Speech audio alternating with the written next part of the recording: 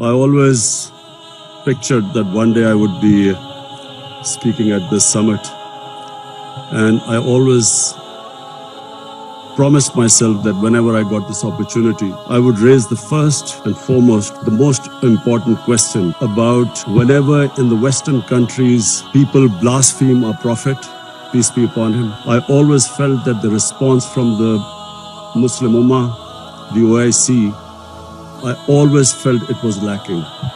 And therefore I wanted to use this platform that the OIC owes a responsibility. Us heads of the states, we have a responsibility to the Muslim world. When anyone in the Western world blasphemes our Prophet, peace be upon him, it is a failure of the OIC that we have not been able to explain to the Western countries that the love and affection that we feel for our Holy Prophet, that how he lives in our hearts, it was up to us to explain to the Western people that the amount of pain they cause us when they ridicule or mock our Holy Prophet. And we must know that in the West, people do not treat religion the way the Muslim world treats Islam. We live our religion. In the Western world, they have a completely different attitude to the way they approach religion. And so therefore, on this, Mr. Chairman, I would like to say from this platform that we must, in the forums like the United Nations, forums like the European Union, we must explain to them that they cannot hurt the sentiment of 1.3 billion people under the garb of freedom of expression. The Jewish community has very successfully explained to the world that any misinterpretation of the Holocaust gives them pain. And so the Western world views Holocaust with a lot of sensitivity. But that sensitivity is lacking when they come to talking about our Holy Quran or Prophet, peace be upon him. So I feel that this forum must take it upon itself to explain to the Western world through these forums what it means to us and how we love and respect our Holy Prophet. Secondly, the Western world has through ignorance, partly, and willfully, they have equated Islam with terrorism or radical Islam with terrorism. I feel that this has done a tremendous amount of disservice to the Muslim community. Religion has nothing to do with terrorism. No religion allows killing of innocent human beings. But by doing this, two things have happened against the Muslims. Number one, it has led to Islamophobia. Whenever there is a Muslim involved in terrorism, the word Islamic terrorism or radical Islam, the moment that is referred to define terrorism, the people in the West cannot distinguish between a moderate Muslim and a radical Muslim. So the whole suspicion is raised against Muslims everywhere. This attack in New Zealand by this gunman who goes into a mosque and shoots 50 innocent people is because they cannot understand that Islam has nothing to do with terrorism. And they have this indoctrination that somehow whenever a Muslim is involved in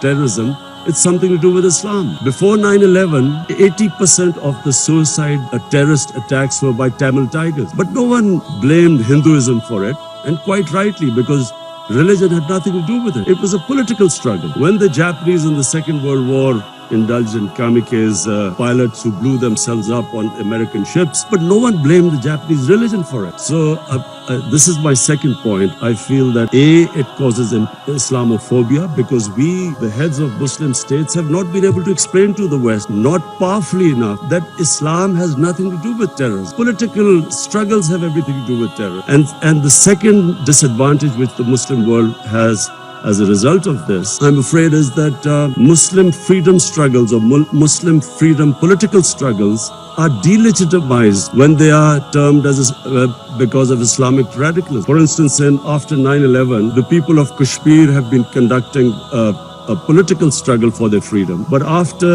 9/11, it was oppressed, calling it Islamic radicalism and Islamic terrorism. Similarly, the Palestinians, after 9/11, the Palestinians were oppressed. The Israeli government used the word Islamic terrorism. This is my second point. I feel that from this forum, we must take a stand. We must de-link terrorism with Islam. My third point Mr. Chairman. The Muslim world not paying much attention to science and technology. We have an organization called Comstech. I feel that we are on the verge of another industrial revolution with artificial intelligence and blockchain, new technologies coming in. We must not be left behind again. And I feel that we as a Muslim world must spend more of our resources in strengthening ourselves in this field. We must pay more attention to education, to quality education, to universities.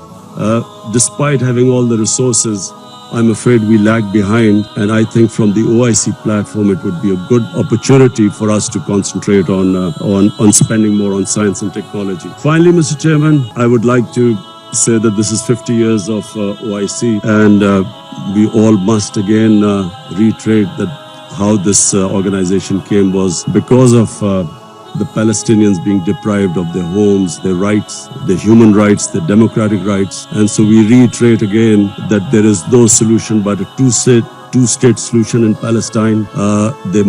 East Jerusalem must become the capital of for the Palestinian people, and the Golan Heights must be returned as the 1967 borders, which all the international conventions, the United Nations resolutions say so. Similarly, I feel that in Kashmir, the people of Kashmir again have not been given their right to self-determination, as was guaranteed by the world community in 1948 through a UN resolution. The people of Kashmir recently have suffered a lot of oppression, and I do feel that us as a body, the OIC, must stand with the oppression that is going on in the Muslim world. I finally want to thank again King Salman bin Abdulaziz Al Saud for his great hospitality. I especially want to thank, we had the great opportunity to go to visit the Rawza Rasul in Medina yesterday, and from me and my delegation, we want to say that it gave us the greatest happiness and pleasure to be able to visit the mosque. Thank you very much.